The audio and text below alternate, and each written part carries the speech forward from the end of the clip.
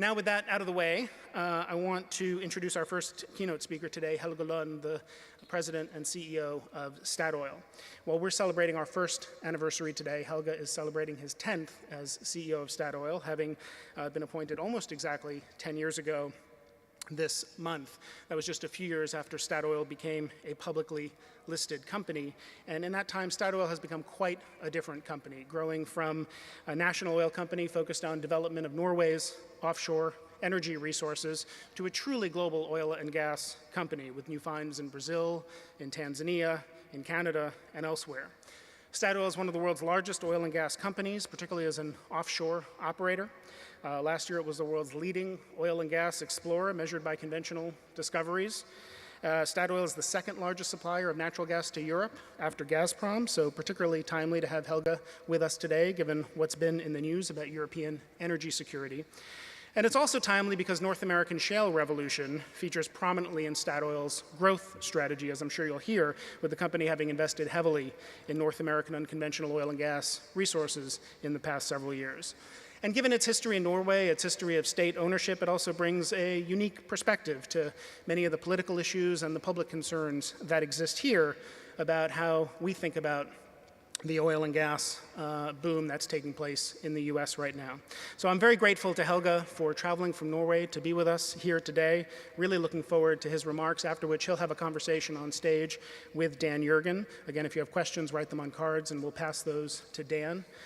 Please join me in welcoming to Columbia University the CEO of Statoil, Helge Lund.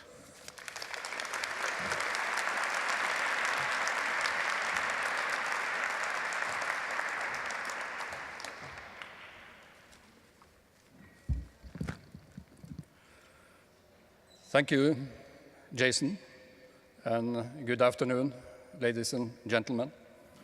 And first of all, it's very, very inspiring, I think, for all of us to see what you have achieved during the course of the last year, and already established the institution as a credible and very objective and respected voice in the energy debate, not only in the US, but also broader, and we already benefit a lot from what you're doing from the center.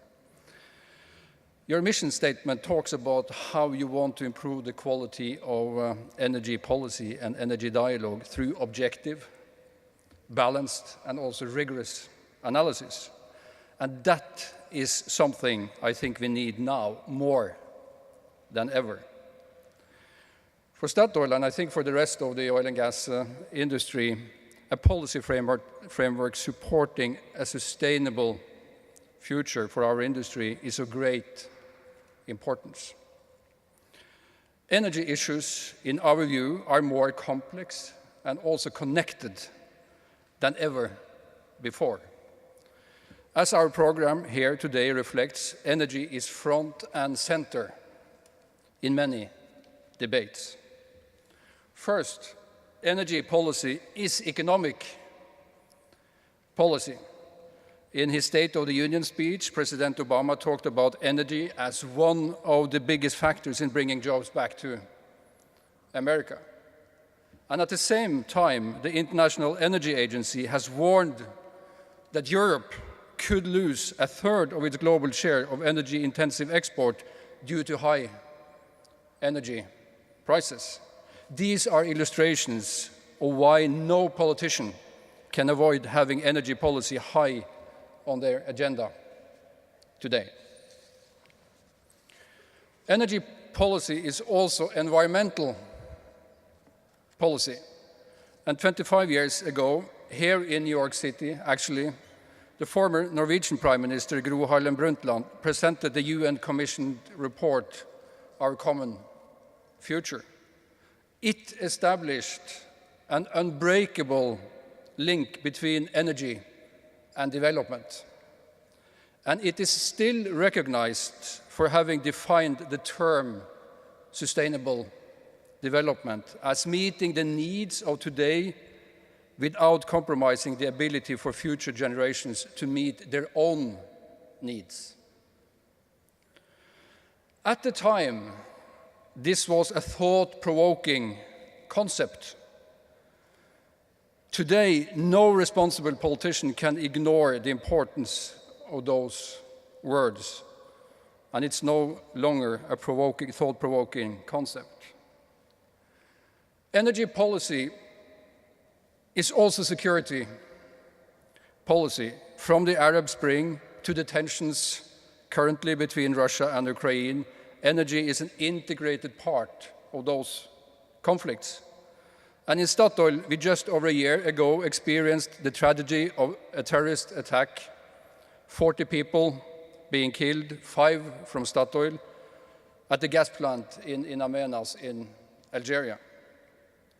And climate change and natural disasters are also now among the non-traditional security challenges with potential to create social unrest and conflicts.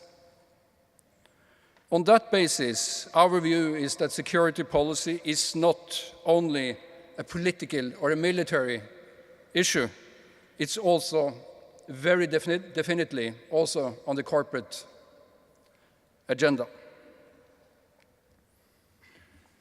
President Lincoln once said that I never had a policy. I have just tried to do my very best each and every day. Today, many are questioning the choices of both the industry and policy makers when it comes to production and consumption of energy. And many quite understandably ask if we are doing our very best each and every day. The mission statement for the Center addresses the need for policymakers for high-quality information to drive concrete and practical solutions to the challenges and opportunities in today's changing energy landscape. And of course, extremely important perspective. I'm going to talk about some of these challenges and opportunities as we see them in Statoil. And I'll try to relate it to some of the issues prominent also in the US energy policy agenda. Each of my topics actually comes in the form of a C. My first C is really for competitiveness. Within our industry, we are all used to competing for capital, for resources, and for talents. What I now say is that the competitiveness of our industry must improve. Why? The last decade, the oil price has almost tripled from around 40 to around $110 per barrel. But due to escalating investments, increased costs, more complexity, and higher risk, return on capital from companies in Statoil's peer group has decreased by a third in the same period. And last year, it was at or below 10% for over half of the companies in the same group of companies. And in a highly risk-based industry, that is not sustainable. We have to absorb resource risks, reservoir risks, market risks, political risks, security risks, and we definitely have to return more than 10% of the capital invested with that perspective.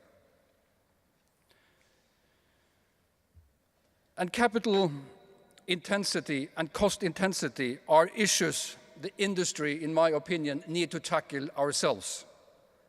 We are not asking for political support in this perspective. These are challenges that we must face and meet and solve alone.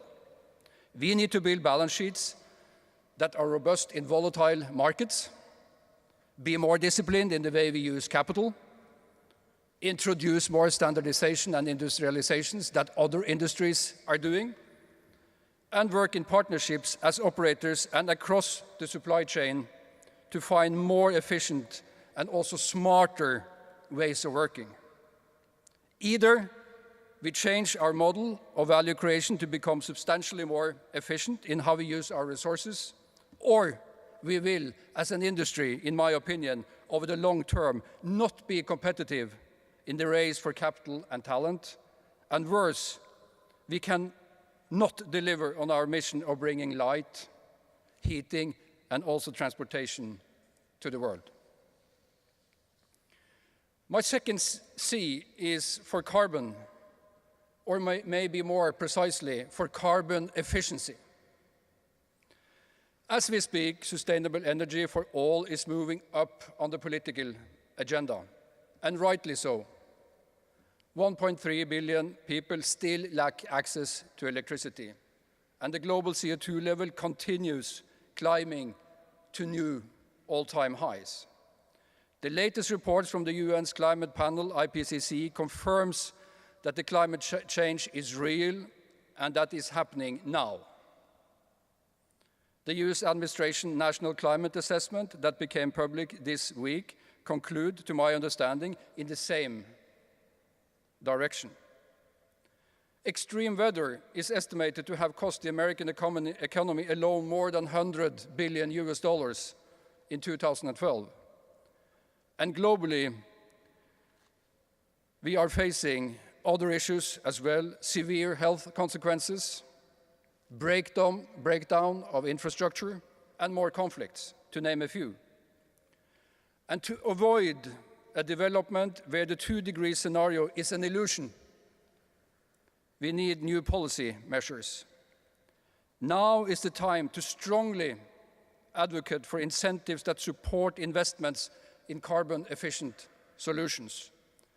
It will, in our opinion, spur innovation and implementation of new technology that reduces CO2 emissions in the most efficient way. In that perspective, I and Statoil, we're strong believers in a high global price on carbon.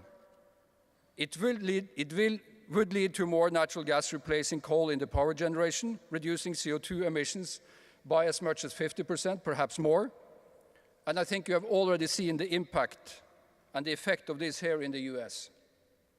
But at the same time, cheap coal is now finding its way to Europe, increasing emissions there. Energy markets are global, and so are the impacts of energy decisions. That's why efficient climate policies also need to be global. A higher carbon price would also give incentives for reducing emissions from flaring and methane leakages, another goal of the administration's climate action plan. As a climate gas, methane is 20 times more potent than carbon dioxide. That means even small cuts can have big impacts. Through leakages and flaring, the oil and gas industry is responsible for roughly 20% of global methane emissions. We need to take responsibility for this. The industry must therefore work together and with regulators to make sure we get the right technology, frameworks, and incentives in place to monitor and also manage these emissions. One example of how we at Statoil are working can be found in the Bakken in North Dakota. You might have seen the satellite images showing the fields there by night. They are fairly well lit up, the many flares still burning. What you see are large emissions, but also great values going up in flames. That is why Statoil is investing in infrastructure and processing capacity. That is why we have laid around 700 miles of pipeline in North Dakota to capture this gas, as well as carry water and produced oil. We work closely with infrastructure providers and processors to assist with future planning. We prioritize the use of leading wellhead technology and techniques to limit the impact of our operations, and we continue to innovate. One example is a project we have put together with GE and a local company called Farbus. Through this partnership, we capture gas that would otherwise have been flared, compress it, and use it as a fuel for drilling rigs. That means that we are cutting emissions both from flaring and also from operations of our drilling rigs. All this is being done in collaboration with the government of North Dakota. They have an effective regulatory regime in place, and the value of the gas produced incentivizes constructing gathering systems as quickly as economically and technically feasible. We are really proud of the progress being made, but more is definitely needed. And that takes me to my third and last C, and the C is for communities. Our industry needs access. I mean access for resources, but we also need acceptance. And according to the Wall Street Journal, at least 15 million Americans now live within 1 mile of an oil and gas well. And millions more living along the rail lines that we depend on to transport crude oil from these fields. Two examples of how our industry is entering new and more sensitive areas than we have been used to, with different challenges. When we look at polls saying that 50% of those surveyed oppose the increased use of fracking, we must ask ourselves if we have been able to build trust with the communities we depend on. When questions are not answered, they grow to concerns, and when concerns are not addressed, they escalate to conflicts. That is why my recipe for engaging is linked to transparency. This is really the new currency for trust, being open on what we are doing. Dialogue, we need to engage, and also responsibility, take responsibility for our own operations. People care about what we do because what we do really matters. Our product matters, how they impact society matters, so people should really care. There you have my 3 C's, each a challenge in itself, all complex and connected. To address them, we need technology, innovation, and regulation to work together. The onshore revolution right here in the US is a good example of how innovation can spur the competitiveness of a whole economy, and at the same time reduce CO2 emissions. I see a great future for our industry also in a low carbon economy. The world needs our products. Even in IEA's 2-degree scenario before 2035, we must replace 4 times Saudi Arabia's production of oil today and 10 times Norway's production of gas, just to fight decline, i.e. to keep the production at the level we see today. And how we deal with competitiveness, carbon, and communities can have a significant impact on our planet and our society, and this will help determine whether we are able to secure the long-term legitimacy of our industry. Securing legitimacy requires rising to the society's expectations, or in the words of Lincoln, doing the very best we can each and every day. Thank you for your interest. I look forward to the conversation. Thank you.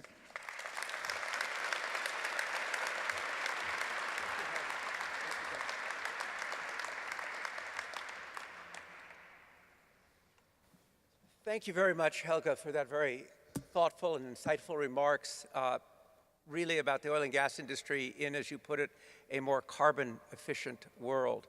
Maybe we might start by just talking, as Jason described it, Statoil is a Norwegian company, became world famous for what it was doing offshore in the North Sea and elsewhere. How did you end up onshore in North America? Well, the perspective we have taken is that unconventional resources will be an important part of future energy supply. and this is about understanding the geology. It's about planning projects. It's about being efficient in what we're doing. So these are the strategic perspectives on how we entered. So we have positions now in Marcellus, Eagle Ford, as well as in Bakken in North Dakota, and it's an important part of the strategy of Statoil.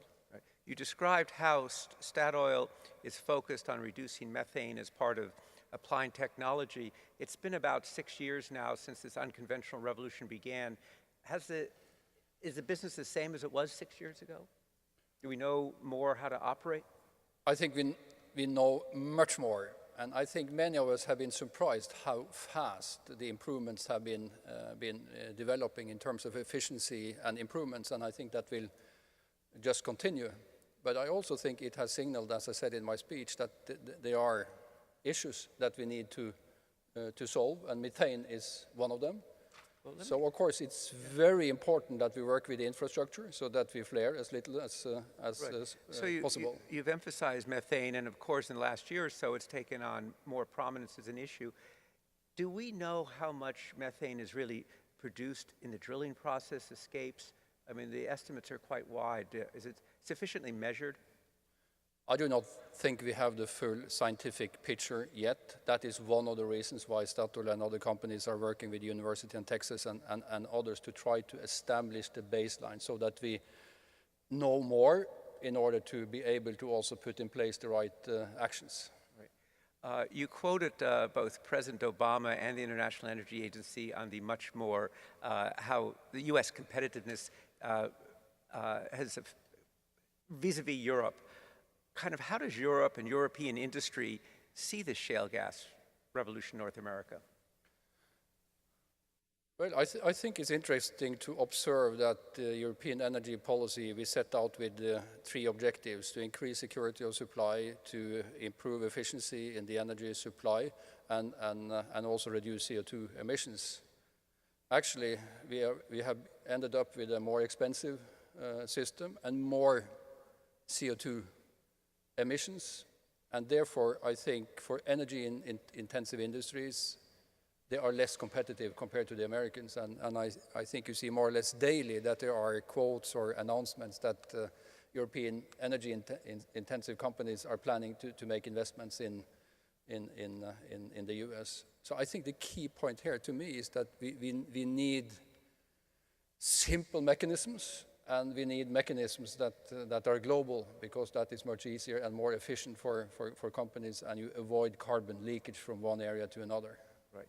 Well, as everyone knows, gas in Europe is a really big subject right now, and maybe a couple of questions in that area. One is, can you contrast, I mean, you're the second, as Jason pointed out, second largest gas producer or supplier in Europe. The different attitude towards natural gas in Europe as opposed to the US, different kind of primacy? Well, to me, it's a kind of a paradox that gas is struggling more in Europe than it did a few years ago, and that we're in many areas coal is preferred with more CO2 Can you explain that? Emissions. Well, I think they have focused a lot on the renewable energy share, i.e. how much renewable you are put into the energy mix, instead of focusing on reducing CO2 emissions as quickly as possible. And then, of course, in America and in the US, you have a very innovative industry. You have been able to develop new technologies. You have good rocks so that you can efficiently develop shale, and that is more challenging in our view in Statoil in Europe. Right. Well, the big question is Ukraine, European gas security, with this kind of unfolding crisis that goes through another turn yesterday. What's the impact? What does this mean for the European gas industry, for energy security in Europe? Well, short term, there are no issues with gas supply in Europe, because in Norway we are used to very cold winters, and we go cross-country skiing. But this January we were watching people at Manhattan going cross-country, and you had a very mild winter or cold winter here and mild in Europe. So storage in Europe is full, and we go into the summer season. So I think short term, no issues on gas supply. Medium term, I think there are issues one can do in terms of maybe some more production in Holland, some more production in Norway. You can there's no slack now in the North Sea. There's no surplus production capacity. Well, they are regulated by production permits. But I think the key point is that medium, longer term, Norway, for instance, cannot replace Russia. So Russia is important for gas supply in Europe altogether. So do you see Europe, I mean, will we see a change in European energy policies, do you think, as a result of this? But I think the most important thing, Dan, you already spoke about, and Statoil is not happy with the current turmoil in the gas markets due to geopolitical tensions, because we think the single most important thing for us, and I think for the climate, is that people trust the long-term delivery of gas, because then it can be more extensively used, particularly in the power sector. Right. So right now, though, there's no really risk to the gas supplies. You see it now. Short term, right. Longer term, medium term, in terms of cold winter, there are challenges that need to be solved. Right. Statoil knows a lot about producing oil and gas in the Arctic. Maybe you might tell us how to think about the Arctic, which is a big, sometimes controversial question, and indeed your own projects in the Arctic, including in the Russian Arctic. Well, my thinking around that and Statoil's thinking is that a significant part of the yet-to-find resources in the world is in the Arctic. So that's the first point. Second point, these resources will, in a perspective, be developed. Then I think we debate Arctic too simplistically, because Arctic is not Arctic. We think about Arctic in different categories. You have what I call workable Arctic, which is really what you find in the Barents Sea in Norway. Very tough environment, but it's not permanent ice, not even icebergs. This is well within the capabilities of the oil and gas industry today, and we are operating the LNG Snow White field in the Barents Sea, in the Arctic, and it operates very well. The second category, as I think about it, is stretch Arctic, where the industry need to improve and innovate, introduce new technology, and maybe there are more ice, longer distances from shore, and so on and so forth. And then you have what we call extreme Arctic, where you have extreme or permanent ice, for instance, which is, in my view, we are not mature as an industry to attack those resources at this point in time. So I think we need to do what we have done in the industry, I think, historically, to develop also these resources step by step. And we have learned as individuals that to be alone in Arctic is not a good recipe, because it's very cold and unpleasant. I think it's a learning there to the industry that I think Arctic is not a place you go alone. I think this is an area where the industry need to collaborate much more than we have done in the past to drive down the cost and make sure that the logistical systems are good, and we can share in cost for that. Right. And what about your where are you in your Russian Arctic projects? So our current exposure to Russia is that we have producing projects. Our share of that is roughly 10,000 barrels per day. It's an onshore facility.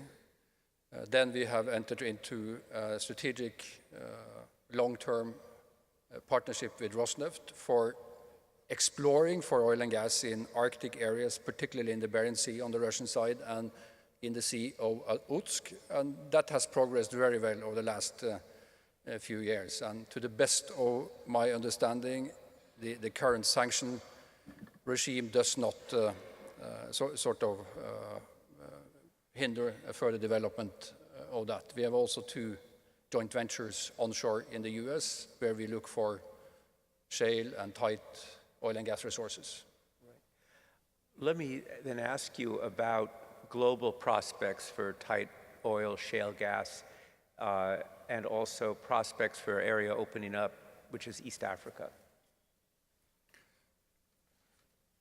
Well, our initial thought of, 5-6 years back was that was to look for similar deposits and opportunities that we had identified in the US, also outside the US. And of course, good shales and good rocks have been identified.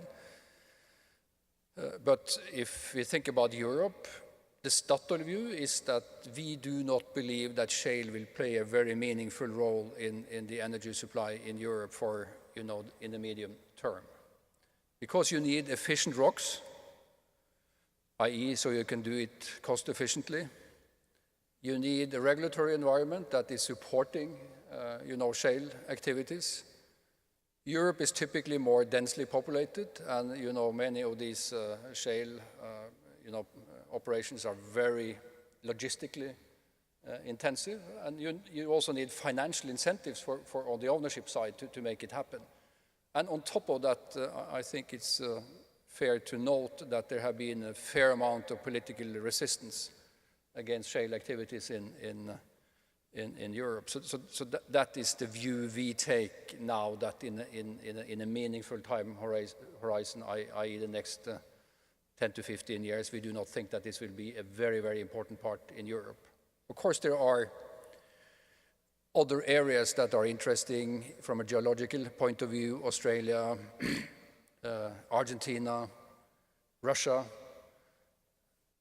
But I think people often tend to forget that you need both very efficient subsurface conditions, but also above ground conditions for actually making investments in shale. Right. Several questions here that come out of your environmental discussion. A number of people in the audience noticed that you called for a high price on carbon, and you quoted Lincoln going day by day. Do you see the path to a price on carbon on a global basis at this point in time? Well, I'm relatively pessimistic that this will come anytime soon.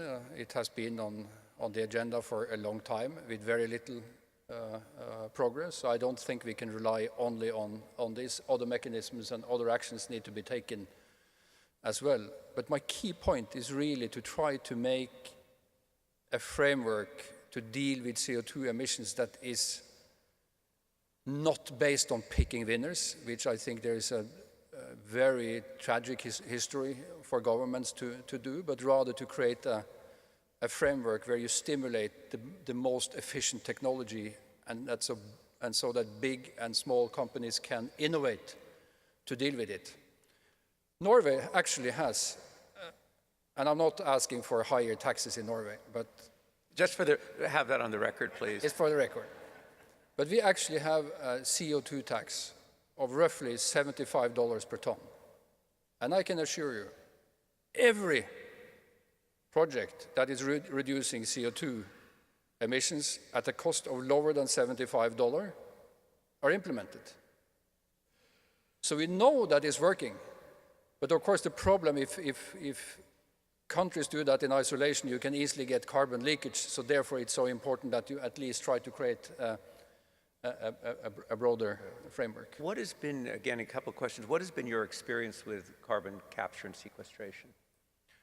Are we there? Well, we have actually stored CO2 in an aquifer in the North Sea for almost 20 years. We have researched how the CO2 is operating in the storage for all these years, and people can freely go in and work with the data. So we know a lot on that. But that CO2 is taken from the well stream, so it's much easier. And then we have, together with the Norwegian government and a couple of other companies, we have run a public-private partnership for some years in building a test facility where you can sequestrate take out 100,000 tons per year in CO2 and test technologies, 2 technologies. The big issue, in my view, and I think in most people's view, is that CCS at this stage is too expensive. So you really need to drive down the cost radically in order for it to be a meaningful tool in the fight for a more carbon-free economy. And then I'm back to what kind of incentives do you create for people to engage in research for those kinds of projects? And that goes back to a price on carbon. So there are a couple of questions. You spoke about the methane issue. Other big issue is concern about water in terms of shale gas, tight oil, and drilling. What's your perspective on how those issues are being addressed, and to what degree are they actually a constraint on what you're doing? Well, I think situation on the ground are different in different areas, and in some areas water issues are more important than others. But anyway, I mean, water will more and more be a scarce resource. So I think it's very important that the industry is working to be more and more efficient also when it comes to and is that happening from your perspective? Well, I think the industry has this high on their agenda in terms of recycling and technologies that is more efficient also in terms of water usages. Right. Helge, thank you very much for coming to the center to share your thoughts and perspectives on the oil and gas industry, the environmental issues around it, and the broader issues of carbon and efficiency. Please join me in thanking Helge Lund.